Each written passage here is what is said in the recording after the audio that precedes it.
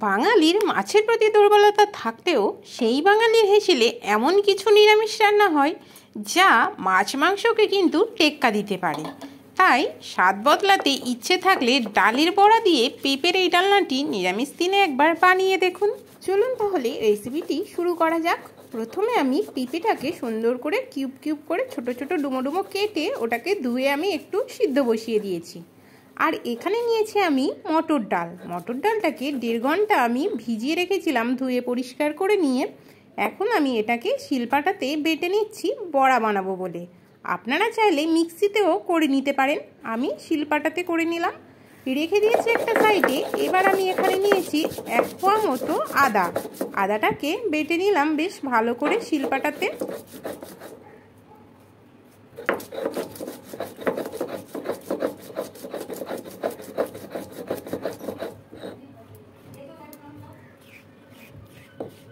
বেটে তুলে নিয়ে এখন আমি জিরে বাটবো। এবারে পেঁপেটা কিছুটা সিদ্ধ হয়ে গেছে, আমি জল ঝরিয়ে নেব।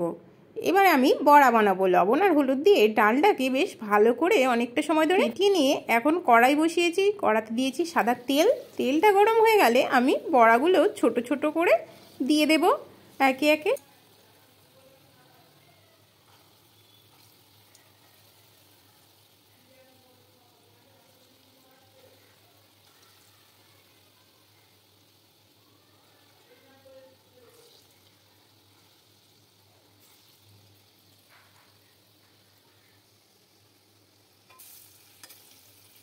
বড়াগুলিকে এক পিঠ হয়ে গেছে, আরও এক পিঠ আমি উল্টে দিলাম, দিয়ে এভাবে একটু লাল লাল করে ভেজে নিয়েছি। দেখতেই পাচ্ছেন আমার বড়াটা ভাজা কমপ্লিট হয়ে গেছে আর বেশ ভালো ফুলেওছে, খুব সুন্দর। এই যে আমার বড়া কমপ্লিট ভাজা তুলে নিয়েছি।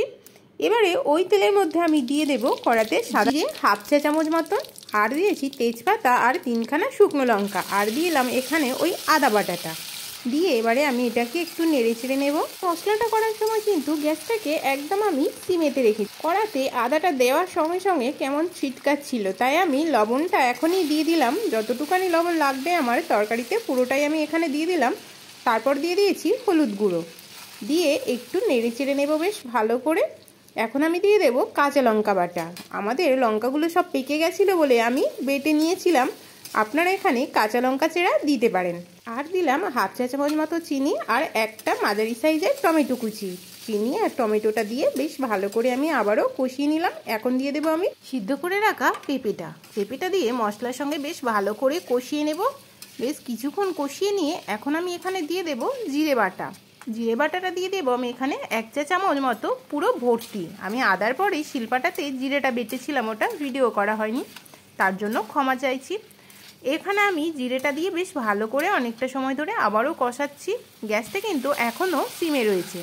শিলপাটা ধোয়া জল অল্প একটু দিয়ে দিলাম এখানে মশলা কষানোর সময়, দিয়ে আবারও একটু ভালো করে নেড়ে চেড়ে নিয়েছি। নিয়ে পরিমাণ মতো জল দিয়ে দিয়েছি।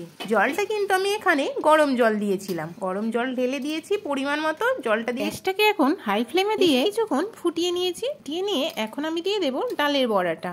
ডালের বড়াগুলি দিয়ে দিয়েছি, দেখতেই পাচ্ছেন কত সুন্দর একটা কালার এসেছে তরকারিটি। নিরামিষ তরকারি কেউ বলবে না দেখে।